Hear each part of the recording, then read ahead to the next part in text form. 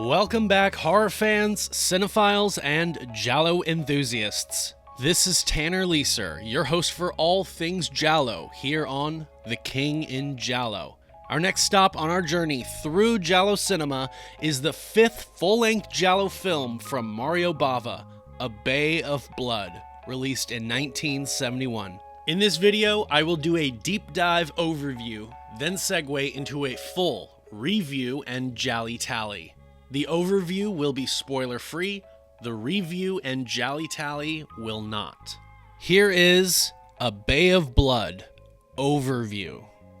A Bay of Blood, also called Twitch of the Death Nerve, Carnage, Bloodbath, and The Last House on the Left Part 2, is an Italian production. The film is directed by Mario Bava, who also co-wrote the film along with Giuseppe Zaccariello and Filippo Ottoni, from a story by Dardano Sacchetti and Franco Barberi. Music is composed by Stelvio Cipriani. The cast is comprised of Claudine Auger as Renata, Luigi Pistilli as Alberto, Leopoldo Trieste as Paolo Foscari, Claudio Volonté as Simon, Laura Betti as Anna Foscari, Chris Avram as Ventura, Anna M. Rosati as Laura, Brigitte Skay as Brunhilde, and Isa Miranda as Countess Federica Donati. The plot follows a revolving door of different players who, one after the other, attempt to kill off all heirs in their way to lay claim to the inheritance of a sought-after Bayside property. The action is set in motion after the brutal slaying of the Countess who owns the property, and one by one, all prospective suitors, which include family and friends, are simultaneously the killers and the victims, as no one can be trusted in this greedy fight for control of the estate. The dead pool is further increased by the surprise arrival of a group of horny teenagers who decide to vacation in a dilapidated building on the lake. Who will make it out on top in the end in Mario Bava's most blood-soaked film and the blueprint for the American slasher? After Mario Bava's 1970 spaghetti western, Roy Colt and Winchester Jack, was not received well, the maestro of Italian horror decided to return to what he did best, which is horror. This giallo would embrace more of the comedic elements seen sparingly in Five Dolls for an August Moon, 1970, and amp up the gore special effects to a degree not seen in any of his previous films, including Blood and Blacklace. Troy Howarth points out the brilliance of the opening shots, which follow a fly's perspective until it drops into the water, which he says works to accentuate the two major themes of the film. Firstly, the fact that death is inevitable and can come suddenly in this story, and that humanity, despite all of its complexities, is little more than an insect, and that our actions are ultimately minuscule in the grand scheme of things. This sentiment is set up in Bava's previous giallo, Hatchet for the Honeymoon, 1970, in the main character's opening inner monologue when he catches a fly and feeds it to a spider.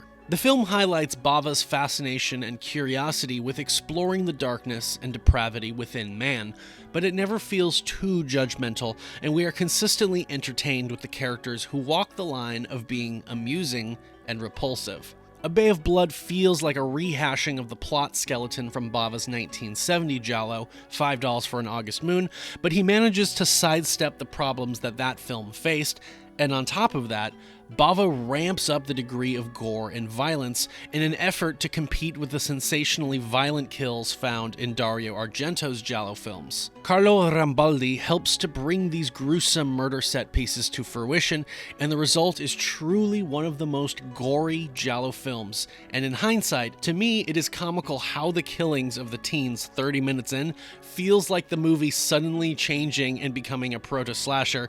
Then after they're all dead, it returns to being a giallo. But this is not a criticism I'm throwing, because I believe it makes the film so unique and, dare say, hysterical. Speaking of the characters, plenty of new as well as familiar faces make up the cast. Actor, writer, director Leopoldo Trieste makes his first giallo film appearance and would also show up later in the 1973 British giallo Don't Look Now by Nicholas Roeg. And you are welcome to say it is not a giallo, and we are allowed to disagree. Trieste appeared in I Vitelloni, 1953 by Federico Fellini, and The Godfather Part 2, 1974 by Francis Ford Coppola.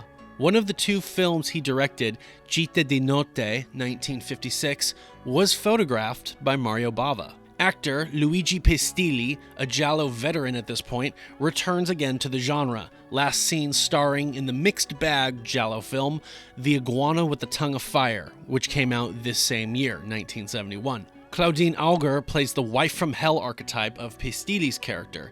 She was last seen in a giallo also this same year, The Black Belly of the Tarantula. Laura Betti makes her second and final giallo film appearance, last seen in Mario Bava's previous giallo, Hatchet for the Honeymoon, 1970. Laura Betti relays a truly entertaining story from the set of A Bay of Blood, citing the lower budget of the project as leading into the anecdote. She says during the filming of one particular scene, which was taking all day, Bava was forced to give up because Laura Betti and co-star Luigi Pistilli could not stop laughing during the filming. As she goes on to explain, they were directed to run through the forest starting at opposite points and meet up in front of the camera and speak a couple lines of crucial dialogue whilst being out of breath.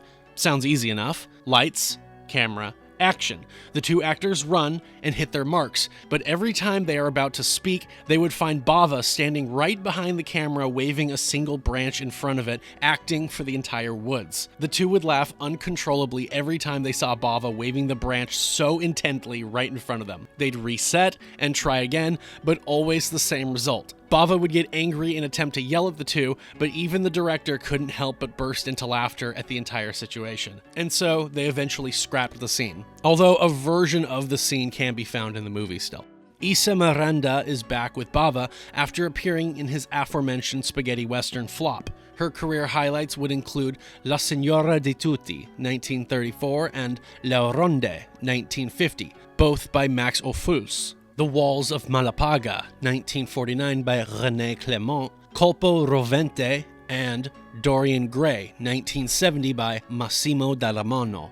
Claudio Volonté, oftentimes billed as Claudio Camasso, is the younger brother of actor Gian Maria Volonté, legendary Italian actor of films such as Fistful of Dollars, For a Few Dollars More, Investigation of a Citizen Above Suspicion, and my favorite Zapata spaghetti western, A Bullet for the General. Claudio's career, however, is unfortunately far outshined by his older brothers, but he does have a few noteworthy roles, such as in The Unnaturals, 1969 by Antonio Margheriti. Claudio's career would be ended by his imprisonment following an accidental killing, eventually leading to the actor ending his life in prison in late 1977. A Bay of Blood shares some strong ties to Bava's masterwork, Blood and Blacklace, 1964. Both films either end or begin with the death or murder of a countess caused by their love and trust towards a morally corrupt man. Both films have a diary containing secrets as a plot point. Further setting this giallo apart from numerous others in this era is the presence of believable, strong female characters. The genre for a while would have a bad reputation for relegating women to either being helpless victims, objects of lust, or the climactic antagonizing force, but Bava is able to visualize for himself the difference between women being victims or victimizers, and beyond this, he sees a capability of them being more cunning and vigorous than their male counterparts, and finally, that these women might allow these same male characters to assume that they are in control only for them to cause their own undoing. Bava certainly would be unique in this regard compared to other horror writers and directors, and this would also make its way into American slashers in the next decade. The structure of the story, hopping from one greedy killer who is then killed by the next, and so on, is one of a kind in giallo, and like I mentioned earlier, is better realized in this attempt versus in Bava's previous $5 for an August Moon. Also, the story involving Alberto and Renata has been compared to a modern-day Macbeth, with the husband, Alberto, fulfilling many of the same beats as Macbeth's titular character. A Bay of Blood remains a standout for Bava in terms of him making a return to form with his well-received horror films of the 1960s. The great soundtrack by Stelvio Cipriani would mark the first of many more collaborations to come between the director and composer. The film does receive some criticism for not being as elegant with how it handles the typical Bava stylistic trappings, with some saying that the zooms seem to be thrown in willy-nilly, and that the camera work is clunky, but the film is still a staple in the evolution of the genre and a benchmark contribution to 1980s slasher films, which would dominate the horror genre in the next decade. Here is some IMDb trivia for the film. Friday the 13th, 1980, and Friday the 13th Part 2, 1981, pay homage to this movie by lifting 2 murders from it, one in each movie, almost shot for shot. Also, the locations in all 3 movies look similar. Often considered Mario Bava's most influential film and the film that started the slasher craze, which is still popular today, many fans of the genre consider this the grandfather of the modern slasher film. Dario Argento loved the film so much, he had a friend, who was a projectionist, steal him a print of the film during its first run in Italy. The theater ended up showing Hatchet for the Honeymoon to replace the stolen print for the remainder of the film's run there, about a week and a half according to Argento. He possesses the print to this day. The film's low budget resulted in Mario Bava being his own cinematographer. He had to utilize a simple child's wagon for the film's many tracking shots. Due to the film's low budget, most of the locations in the film belong to director Mario Bava or members of the crew. The interiors of Countess Federica's home were shot at a favorite villa of Bava's, and the interiors of Frank Ventura's country house were shot at a summer home owned by the producer. One promotional gimmick was that every ticket holder was required to pass through the final warning station, where a theater worker warned you face to face that this may be the last shock film you will ever want to see. A Bay of Blood was one of 39 films that were successfully prosecuted under the Obscene Publications Act in the UK, a list commonly known as the Video Nasties. This is Mario Bava's personal favorite of all the films he made. The film reportedly has more alternative titles than any other movie. To ensure the utmost realism in depicting the 13 different murders, Mario Bava insisted that Carlo Romboldi be hired to provide the special makeup effects. When Christopher Lee first saw the movie, he was reportedly so disgusted at the level of violence, he left the theater in protest. Pussy. Mario Bava deeply regretted filming the scene where a bug is pinned alive. One of the re-release titles for this film was The Last House on the Left Part 2, even though this film has nothing to do with Wes Craven's The Last House on the Left, 1972. In fact, it was made a year earlier than Last House. Mario Bava personally suggested the title Twitch of the Death Nerve for the American release after hearing it was being marketed as a sequel.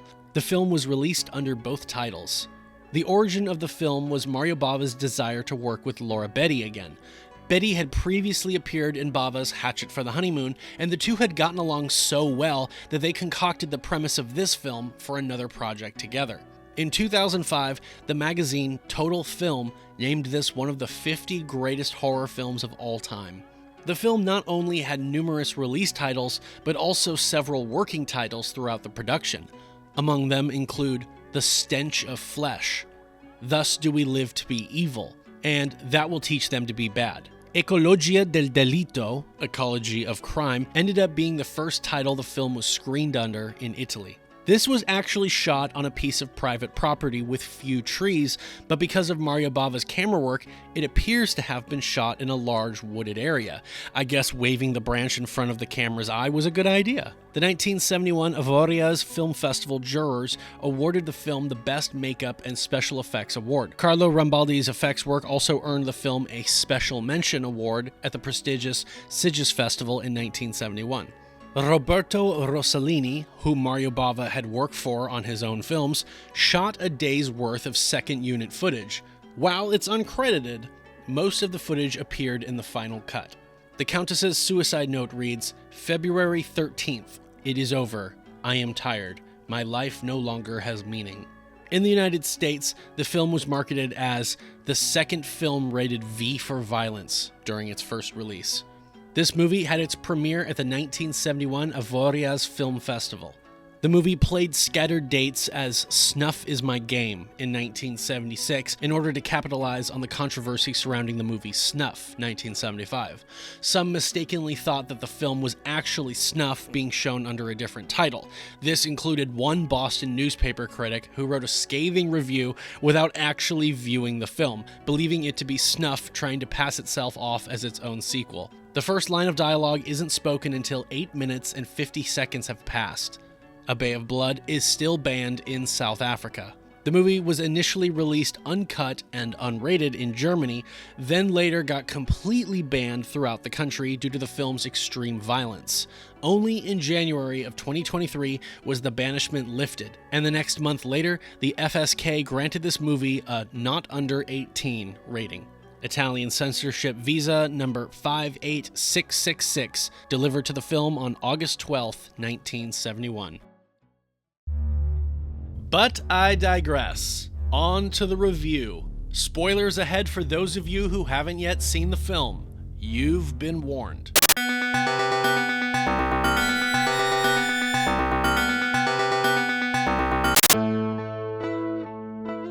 My prediction for the movie's GialliTally score. I have not conducted my usual viewing beforehand, but this being both a fairly late Bava giallo with a high body count, I will use that alone to predict a GialliTally score of 650 plus points.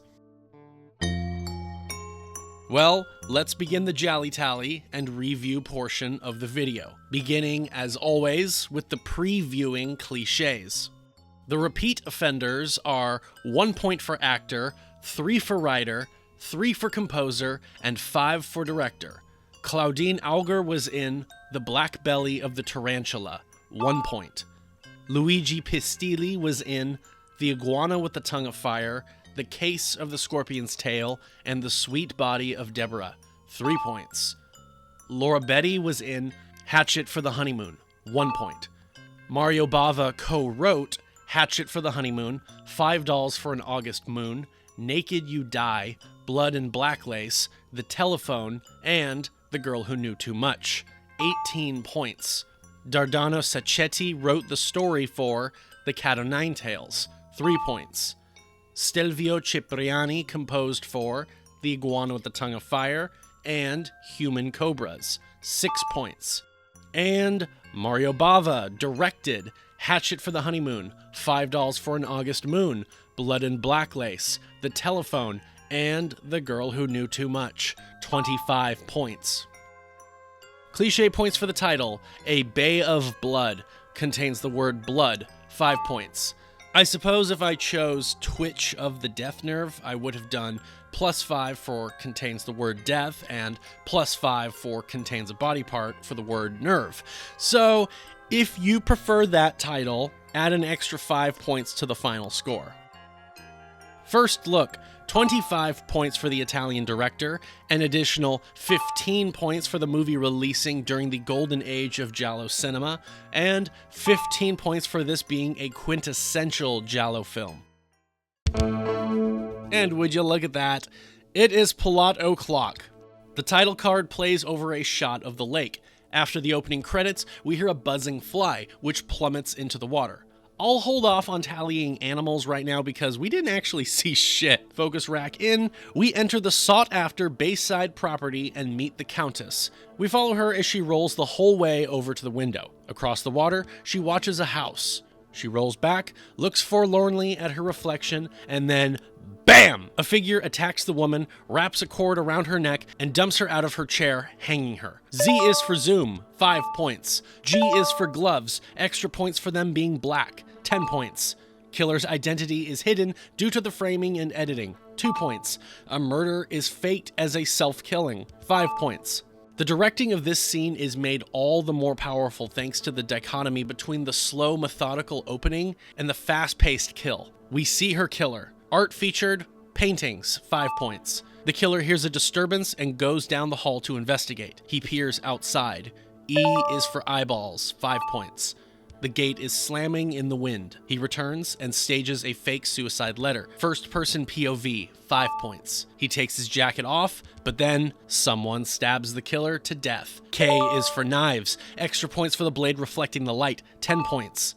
The killer is killed by someone, 10 points. We meet Laura and real estate agent or architect, depending on whether you are watching the English or Italian version, named Frank Ventura, in bed. Frank describes a creature called a swank, which seems like he might be describing the characterization of himself or the pool of characters in general. J is for J and B, 5 points. We learn that Laura is Frank's secretary and that he is headed out to the bay to gather Count Filippo's signature as part of an agreement, but the Count is missing according to police. Exposition dumping, 2 points. Frank leaves. Laura tries to delay him or even go along, but he denies her. She flashes him the boobies, but he goes anyway. Cut to this man biting into a squid. Yes, the actor really did that.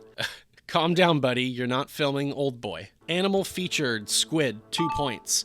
Animal killed, 5 points. Someone is spying on this man from afar. The spy observes another man run into frame. A woman snatches the binoculars away. She then observes the second man try to catch insects with a net. The first man, Simon, or Simon in the English version, taunts the second man, Paolo. We receive more symbolic dialogue about the nature of man and his place within the natural order. Simon expresses that he at least eats the creatures he kills, that he doesn't toy with and torment them like Paolo does. They then bicker over whether the Countess was murdered or if she did in fact hang herself. They part ways. Cut to Frank on the phone with a judge. T is for telephone, 5 points. He assures the judge that the rightful heir will sign the Bayside property over to them by the end of the day. The vibe we get is that Frank might have had a hand in what occurred. We jump cut to him leaving, then cut again to 4 young people driving up. I won't bother looking up their names right now because they won't be around long enough for us to get used to them, but if I hear them, I'll relay them. Reckless driving, 5 points. They park and unload. There appears to have been an agreement between the two men in regards to which women they will each be going after.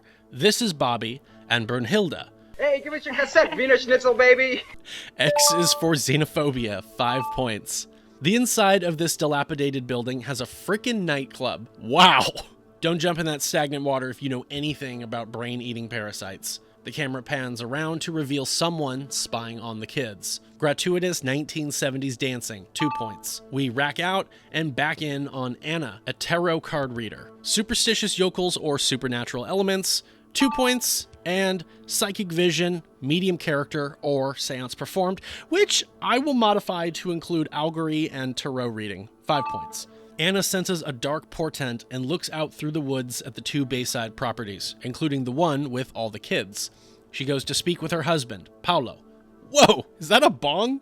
She enters, and as the 2 bicker, Anna foretells her ominous predictions, including death. He dismisses her before revealing his goal of keeping Ventura away from the bay at all costs, so he doesn't reduce the natural beauty to cement. Back with the kids, the other guy here aggressively going for the smooches, necking 5 points. Some drama seems to fester as Duke appears to breach the agreement. Someone is still spying on the kids. Extra points for Z is for zoom, for a zoom on eyes, 5 points.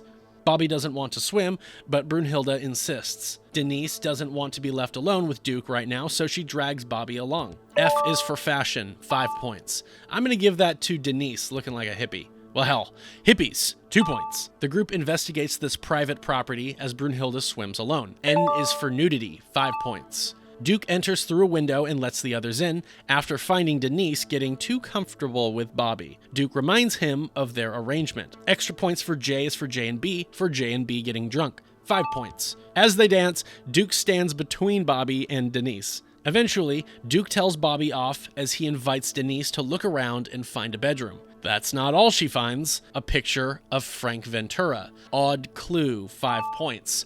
Meaning, this is Frank's house. The 2 go off to the bedroom. Back in the water, Brunhilde snags herself on something. The hidden body of Count Filippo. Heads up, I am going to consider these nude moments as a continuation, not as new moments. Brunhilde discovers the waterlogged corpse and runs to find the others. She throws her clothes on and flees into the dilapidated building, but her friends aren't there. Y is for yelling. Extra points for a hysterical woman yelling, 10 points. She sees that she is not alone as a shadow moves closer. She bolts. Someone gives chase. Foot chase, 5 points. Brunhilde is yards away from the house, but her pursuer catches her, and she is hacked with a billhook. As she dies, she kindly gives us one final dose of booty to remember her by. It's sundown now. Brunhilde's body hasn't been moved. Bobby reads, and the others hook up, as someone watches them. V is for voyeur, 5 points. Someone knocks a flower pot over, which draws Bobby over to investigate the sound. He opens the door, but only finds a billhook to the face. Extra points for Z is for a zoom on a dead or dying victim, 5 points. The killer arms themselves with a spear, enters the bedroom, close up on a door handle, 5 points, aardvarking, 10 points, and spears the two lovers through the bed. Extra points for N is for nudity, for a victim being nude during a murder, 5 points. Nightfall descends upon the bay. Anna is worried about the future and seeks to warn Paolo, but cannot find him. All she finds is an insect skewered. Animal mutilated, 3 points. We briefly see Paolo outside, then as Anna comes out, the kid's yellow car is driven away. Now with Simon, someone appears to be approaching him. Now with Renata and Alberto, the ones from earlier with the binoculars, Alberto warns Renata to not wake the children. As they prepare to drive off, they argue over the children, Renata asserting that they should be with their aunt, but Alberto protesting that they are better off with them, their parents. We get a glimpse at their relationship. Renata seems to be ball-busting Alberto for not doing enough. As they drive off, their children watch them. C is for children, 5 points. Renata has a stoic determination about her. Alberto seems small in her presence. They pass Frank Ventura, who appears to be locking up. They drive up to Camp Crystal Lake, the bay, then pull up to Paolo and Anna's. Renata addresses herself as the daughter of the Count and says that she hasn't heard from her father since her mother's passing and asks if they can come in. Paolo has a cut on his hand. Around the table now, Anna states the unlikeliness of the Countess Federica's apparent self-destruction, citing her love for life and her money above all. Paolo adds that the Count Filippo had many vices, such as women and gambling, which factored into him wanting to transform the natural beauty of the bay into a resort. Paolo reveals that the bay is a haven for many insects. They further speculate about Filippo's disappearance, with Anna suggesting that most husbands would probably kill off their wives if such a fortune was inevitable. Paolo ominously suggests to Renata that it wouldn't be a good idea for her to transform the bay into some sort of business enterprise in the event that she inherits the estate. Finally, Anna remarks that it is possible that Federica left her fortune to her illegitimate son, but who could that be? Renata presses the question. Q is for questions, 5 points. Simon, she says, adding that he lives in a lonesome shack nearby and is the watchman, a fisher, and a thief. Paolo interjects, saying Simon is a good man, but recently has had some weird notions. Anna informs Alberto that the Countess had him hidden for 16 years. Renata announces that she must speak with Simon and see what he knows about her father's disappearance, but Paolo believes Simon won't know much, adding that he had disapproved of the union between Renata's father to the Countess, his mother. Anna insists that Frank Ventura should know something, as he was close to Filippo. As the couple exits, Paolo urges them to take the footpath, a mere minute walk, versus taking the car, which would be longer. Anna asks Paolo about his hand, and he says that he cut himself with his penknife. The couple walks. Renata insults Alberto as he contemplates the situation and all of its complexities. As they approach, we see Simon and Frank exiting after having a private meeting. Frank says they will settle tomorrow before Simon cuts him off to warn him of the visitors. Frank takes off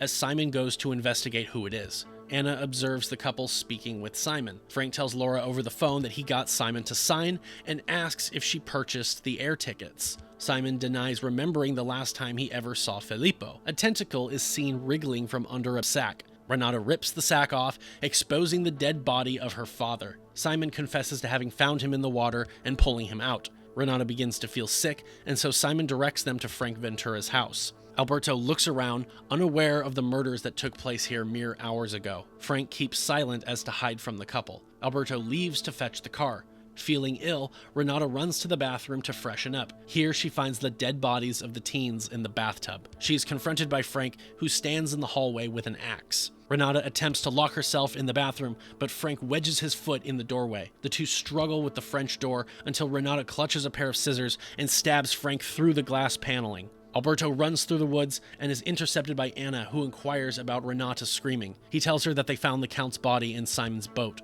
Alberto starts the car and tells Paolo that his wife Anna was headed towards the bay. Anna trudges through the woods, approaching Simon's shack. She finds the door wide open, blowing in the wind. She approaches the window, but is startled by a bird. She then hears a car approaching. Alberto comes to fetch his wife. He passes Paolo, who flees the house in a panic, calling out to Anna. W is for witness, 5 points. Inside, Alberto is stopped in his tracks by something. Outside, Alberto finds Renata, who confesses to killing Frank moments ago. She orders her husband to go kill Paolo before he jeopardizes their plans. He is reluctant, but she Lady M's him into action. He goes. Renata spies Anna walking along the shoreline and moves in.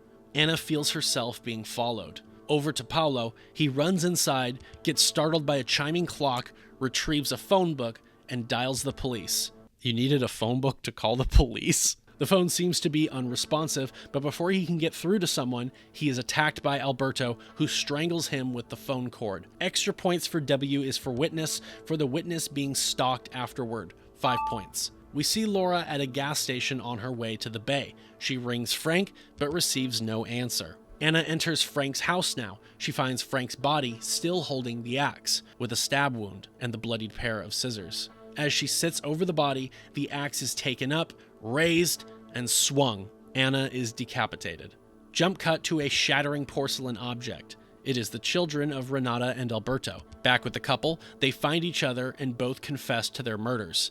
Alberto is disturbed to learn that his wife killed Anna. Renata is relieved that there are no more witnesses in their way now. Alberto seems troubled by what he has done, but his wife orders him to get his shit together. She says only one thing is left to do: get rid of Simon. They go through the forest and spy Simon carrying the body of the Count and dumping it into the sea. Evidence seen being hidden. May include a body, 5 points. Just then, another car pulls up. It is Laura. Inside, Laura finds Frank still alive, crawling for his life. He commands her to find Simon, quick. She leaves, and Frank passes out. Outside, Laura is watched by Alberto and Renata. Laura bursts into Simon's shack, but he's not there. Just then, Simon enters.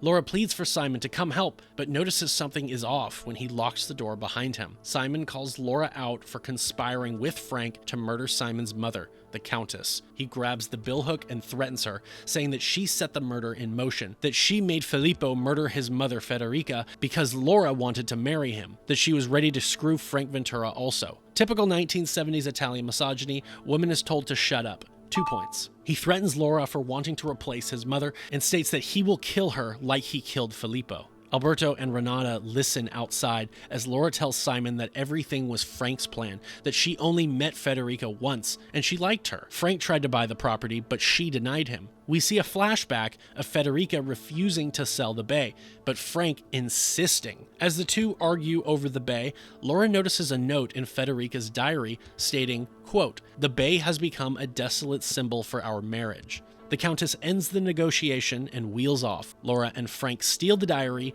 and read its contents elsewhere. Federica's entries betray a woman who has completely fallen out of love with her husband, whom she now loathes. But one older entry in particular suggests that she might be resigned to life. This gives Frank an idea. Laura repeats the morose entry, and Frank concocts that Laura must play Filippo and trick him into falling for her. As the date of that diary entry reapproaches, the two will have convinced Filippo to murder his wife and stage it to look like a self-killing, and they will position this diary page to seem like a final letter as proof of her taking her life. Afterwards, they will have convinced Filippo to sell the property over to Frank. Laura is given 2 weeks to make Filippo fall in love with her. Back in the present, Laura tries to convince Simon that everything was Frank's idea, that she had no idea of Federica's murder, but Simon calls her out. L is for lies, 5 points. Laura notices a pan of steaming hot water and inches toward it. Simon condemns Laura to death, swearing revenge for his mother. Laura throws the boiling water in his face and tries to escape, but he springs for her. He takes her in the full mount and administers a chokehold. Laura is strangled.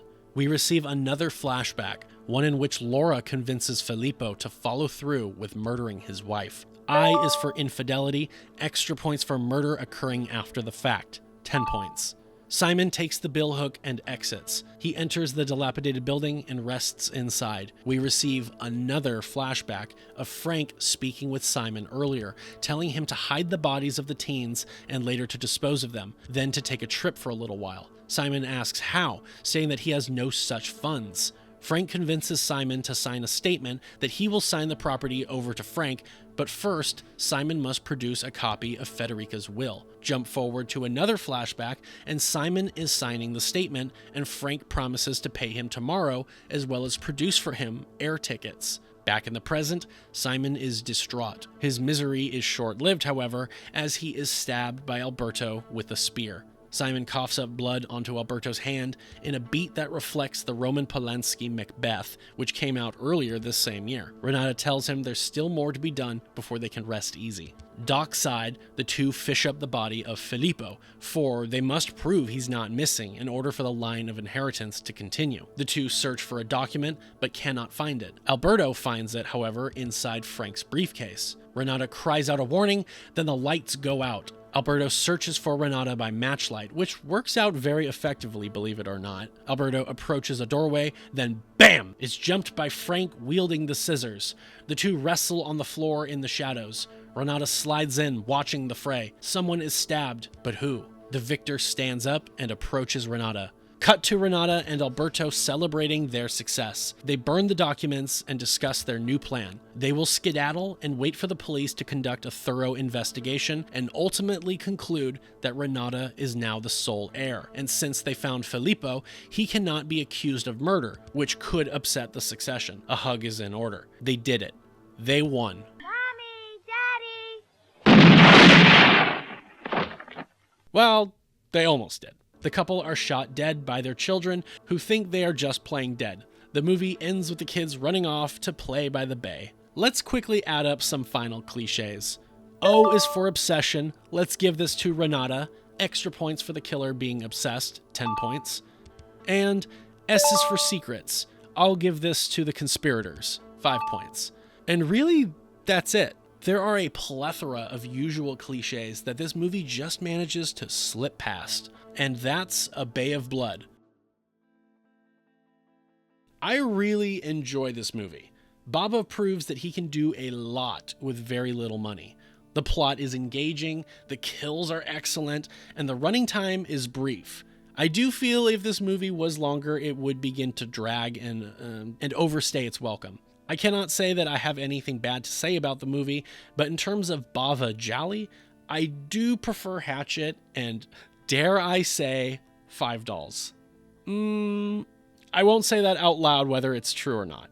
This movie is great, but I think I will say that Friday the 13th, 1980 is a bit more enjoyable, and I am going to have to compare them in the future, because who is to say that Friday the 13th really isn't just a late American-made giallo? Anyways, love this movie. Not one of my favorites, but certainly a lot of fun. Let's segue to the GialliTally cliches for this movie.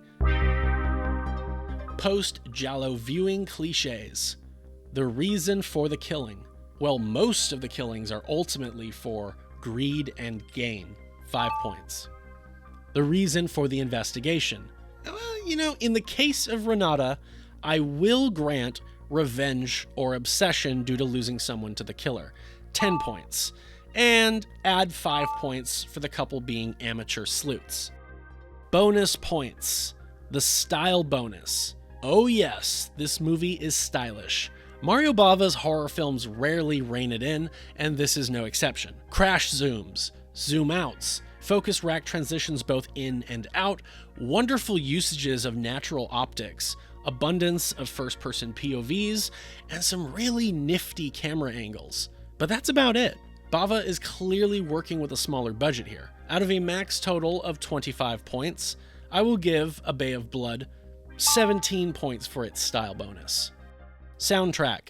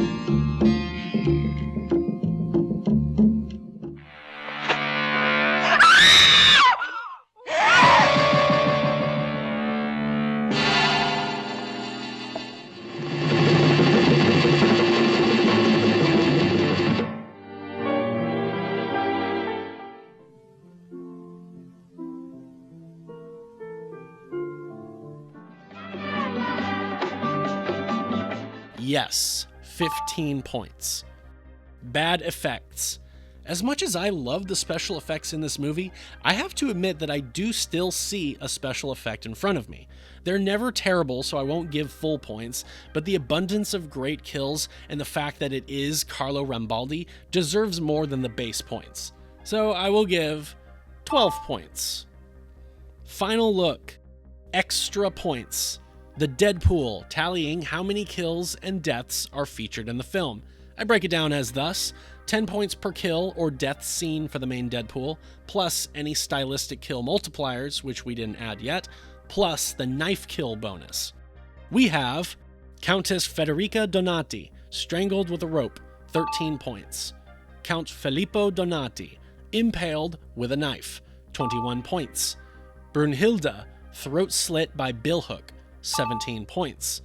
Bobby, hacked with a billhook, so let's say bludgeoned, 15 points. Denise, impaled with a spear through the back, 16 points. Duke, impaled with a spear through the gut, 16 points. Paolo Fossati, strangled with telephone cord, 13 points. Anna Fossati, decapitated, 20 points. Laura, choked with hands, 12 points. Simon, impaled with a spear, 16 points. Frank Ventura, impaled with scissors, 16 points. Renata, gunshot, 10 points. Alberto, gunshot, 10 points. Extended Deadpool for those other deaths mentioned but not seen, I'll give 3 points for each. None. Red herrings for the total number of legitimate suspects in the film. 5 points per legit suspect are awarded. We have Count Filippo Donati, Frank Ventura, Laura, Simon, Paolo Fossati, Anna Fossati, Alberto, and Renata. 40 points for red herrings. Flashback sequences, 5 points each. We have 1, 2, 3, 4, and 5. 25 points for flashbacks. Nudity, I award 5 points for ass, 7 for breasts, and 10 for genitalia. We have 1 instance of nudity: breasts, then ass, then frontal. 22 points for nudity. Ladies and gentlemen, for A Bay of Blood, I awarded the film an AZ score of 18 out of 26. With the bonus points for these, we have a modified score total of 140 points. And for the full GialliTally score, I award A Bay of Blood a GialliTally score of 695 points, compared to The Case of the Bloody Iris in first with 830 points, Slaughter Hotel in second with 827 points, and A Lizard in a Woman's Skin in third with 759 points. A Bay of Blood is in 7th place. I predicted 650 plus points, so I was right in the ballpark for this one. But, like I say, these points do not mean a movie is better or worse. Please like this video, share it with your friends if they are horror fans or cinephiles, subscribe to The King in Giallo if you haven't yet, and if you have any questions, thoughts, curiosities, or concerns, leave those below in the comments section and I will get back to you. Give The King in Giallo a follow on Instagram and a like on Facebook. Subscribe to the King in Giallo Patreon to see early access to my videos, with some videos able to be seen up to a month in advance, plus exclusive content found only there, such as the viewings, the Rat Hole Burn movie reviews, the Giallo Reads book reviews, the King in Giallo podcast, and the Giallo Adjacent podcast. More content coming in the future. Next time on The King in Giallo will be the overview, review, and GialliTally for the second Giallo film from Duccio Tassari, The Blood-Stained Butterfly, released in 1971. Thank you all very much for your continued support, and thank you to my patrons. This is Tanner Leeser for The King in Giallo, and if nothing else, I'll see you next time.